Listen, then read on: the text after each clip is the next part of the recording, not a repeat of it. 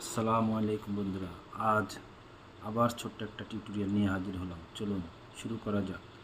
প্রথমে চলে যাব সেটিংসে, তারপরে ফোন অ্যাবাউট এবং নিচে ভার্সন খুঁজে নেবেন। ভার্সনের পরে ভার্সন নাম্বার, এখানে 7 দফা আঙুল দিয়ে ক্লিক করবেন, 7টা টাচ করবেন। টাচ করার পরে ব্যাগে যাবেন, ব্যাগে গিয়ে ডেভেলপার খুঁজে নেবেন। আমার ডেভেলপার হলো সিস্টেমের আপডেটের ভিতরে এই যে ডেভেলপার অপশন, এখানে ঢুকবেন। ঢুকার পরে এখানে আসবেন OEM ইনলকিং, এটা খুঁজে বের করবেন। এই যে OEM ইনলকিং, এটাকে এনাবল করবেন। এটা এনাবল করার সাথে সাথে আপনার স্ক্রিন লক পাসওয়ার্ড চাইবে, আপনি স্ক্রিন লক পাসওয়ার্ড দিয়ে এটা অন করে নেবেন।